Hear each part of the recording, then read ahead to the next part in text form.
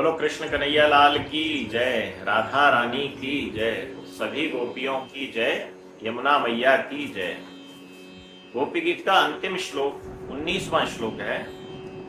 यत्ते सुजात चरणाम गुरुहं स्तनेश पीतासनै प्रियदधी महि कर्कशेषु तेनाटवी मटसि तत्त्वतथ्येन किंस्वित् भीर्भवदायुषाम न। हे कान्हा, तुम्हारे चरण कमल से भी कोमल हैं, चरण कमल से भी कोमल हैं। ये पहले भी कह चुकी हैं, लेकिन अंतिम श्लोक में वो फिर से इसी बात को कह रही हैं। और तुम्हारे चरण इतने कोमल हैं कि अपने हृदय स्थल पर रखते हुए भी ऐसा लगता है कि उनको कष्ट होगा। हमारा हृदय कठोर है, उस हृदय स्थल पर रखते हुए भी ऐसा लगता है कि तुम्हारे चरणों को कष्ट होगा, तो कहीं चोट ना लग जाए उनको। और सबसे बड़ी बात है कि तुम हमारे उस अज्ञानता के कारण, हमारे भीतर वो जो मद आ गया था, मान आ गया था, उसके कारण तुम छुपे घूम रहे हो इस जंगल में, जहां कंकड़ हैं, जहां कांटे हो सकते हैं। तो उस जंगल में जब छुपे घूम रहे हो तो हमें यह सोचकर बड़ा ही कष्ट हो रहा है कि तुम्हारे चरणों को कितना, कौन कंकड़ कांटे चुभ रहे होंगे तुम्हारे चरणों में। तो हे प्राणनाथ, हे श्याम सुंदर, हमारा जीवन तुम्हारे लिए ही है और हम केवल तुम्हारे लिए ही जी रहे हैं। अगर तुम्हें कष्ट होगा तो हमें भी कष्ट होगा, हम सिर्फ तुम्हारे हैं।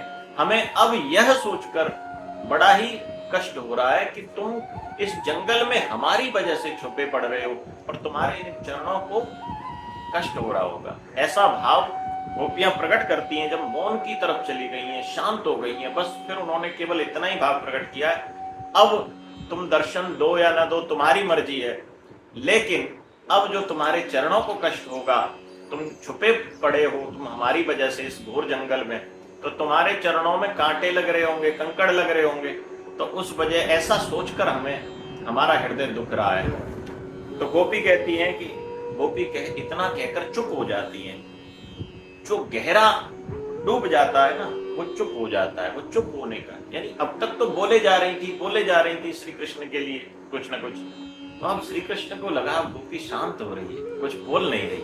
तो जब प्रेम भाव होता है, प्रेमी जब चुप हो जाता है, शांत हो जाता है सब कुछ कहने के बाद, तो प्रेमास्पद को यह लगता है कि भाव गहरा हो गया है, अब तो यह उनको दर्शन देना आवश्यक है। तो गोपी का जो प्रेम है वो अनंत प्रेम है, उनका चरम प्रेम है। इस प्रेम से ऊपर न कोई प्रेम हो सकता है और ना होगा। इसीलिए नारद जी गोपी गीत में स्वयं कहते हैं, यथा ब्रज गोपिका नाम, भक्ति कैसी हो जैसी ब्रज गोपांगनाओं की भक्ति है। बड़ी से बड़ी बात अगर कोई सामान्य व्यक्ति कहता है तो उसका प्रभाव उतना नहीं होता, लेकिन अगर छोटी से छोटी बात को भी अगर कोई बड़ा व्यक्ति कह दे तो उसका प्रभाव होता है, उसका प्रभाव पड़ता है कि हाँ उन्होंने ऐसी बात कही थी, जबकि हम वो जानते हैं, लेकिन उसके मुख से सुनने के बाद उसका प्रभाव पड़ता है। तो ये जो गोपी गीत है ये गोपियों के द्वारा गाया गया है, इसलिए इसका प्रभाव, गोपियां कोई साधारण नहीं है, साक्षात परमात्मा श्री कृष्ण जिनको याद कर रहे हैं ऐसी गोपियां हैं। तो उनके द्वारा गाया गया यह गीत हमारे लिए बड़ा प्रेरणाप्रद है। तो इसलिए हमारे अपराध के कारण आप वन वन में भटक रहे हो ना कान्हा, कहीं कंकड़ न लग जाए आपके चरण कमलों में, तो इसलिए अपना ध्यान रखो। अब वो ये नहीं कह रहे कि अब हमें दर्शन, अब अपना ध्यान रखो। रोते रोते उनकी अश्रुधारा बहने लगी है, रोने लगी। अब कान्हा की चिंता करते हुए रो रही हैं और उनके शब्द मौन हो गए हैं। अब उन्होंने दोनों हाथ उठा दिए हैं कि कान्हा अब हम तुम्हारे हवाले। जब अब केवल प्रतीक्षा कर रही हैं। जब वो गीत गा रही थी तब वो गोपी थी, अब वो गोपी भी नहीं रही, अब वह मूर्तिमंत रूप हो गई है। श्री कृष्ण दर्शन लालसा की वह यमुना के पुलिन पर खड़ी, किनारे पर खड़ी हुई वह मूर्ति हो गई है, मौन हो गई। और परमात्मा श्री कृष्ण अब देखते हैं उन गोपियों की दशा, तो परमात्मा श्री कृष्ण को भाव होता है कि अब इनको दर्शन देना ही चाहिए। तो इस श्लोक का भाव तो यहाँ है। लेकिन आप श्री कृष्ण के जो दर्शन हो रहे हैं, श्री कृष्ण के दर्शन, उस मूर्तिमंत गोपियों को के समूह को के समक्ष भगवान धीरे धीरे धीरे धीरे प्रकट होने जा रहे हैं। और प्रकट हंसते मुस्कुराते हुए उनकी सबसे पहले उनका मुख चंद्र दिखा। तो हंसते मुस्कुराते हुए कोटि कोटि कामदेवों के दर्प का दलन करने वाले वह श्री कृष्ण की श्याम सुंदर की वह छवि उनके बीच में प्रकट हो गई है। और उनके जो पीतांबर हैं, ऐसा लग रहा है जैसे जैसे बिजली चमकती है ना, उस बिजली की चमक को भी फीका कर रहे हो। उनकी पीतांबर की जो रश्मि है वो बिजली की चमक को, इस दामिनी की चमक को भी फीका कर रही है। सुंदर श्याम सलोना रूप वो प्रकट हो रहा है। मुख चंद्र के आगे करोड़ों चंद्रमा भी अगर आ जाएं, उनका मुख चंद्र ऐसा है कि वो करोड़ों चंद्रमा भी शर्मा जाएं, लज्जित हो जाएं कि हमारी छवि क्या, ये भगवान की छवि। मस्तक पर सुंदर रत्न जड़ित मोर मुकुट का पंख धारण किए हुए, गले में से पैरों तक वैजयंती माला को धारण किए हुए भगवान सामने दिखाई देने लगे हैं। कोटि कोटि कामदेवों के दर्प का दलन करने वाले, होठों पर मंद मंद मुस्कान लिए श्री कृष्ण अपनी, और उनकी जो मुस्कान है वो चित्त को, सामने गोपियों के चित्त को आकर्षित कर रही है। खींचने वाली मुरली का मधुर नाद कर रहे हैं, उस चित्त को खींचने वाली मुरली का मधुर नाद कर रहे हैं। ललाट पर, उनके मस्तक पर मकराकृत तिलक है और कानों में मकराकृत कुंडल है। नासिका में उनके मोती लगा हुआ है, दांत चमक रहे हैं, जैसे जब स्माइल कर रहे हैं, मुस्कुरा रहे हैं तो उनके दांत चमक रहे हैं। तो भुजाओं में रत्न जड़ित बाजूबंद हैं उनके, और कमर में करधनी धारण किए हैं, अंगुलियों में अंगूठियां धारण किए हैं, चरणों में नूपुर है उनके, कानों में कनेर के पुष्प लगे हुए हैं। तो इतनी सुंदर आभा भगवान की, दिव्य आभा, ये गोपियों को दर्शन होने लगा है। और श्याम सुंदर मुरली बजाते हुए, मंद मंद मुस्कुराते हुए गोपियों के समक्ष प्रकट हुए। कहां से प्रकट हुए हैं? तो कहीं गोपियों के बीच में ही छुपे थे। उन्होंने कहा मैं तुम्हारे ही बीच में था, कहीं गया नहीं था।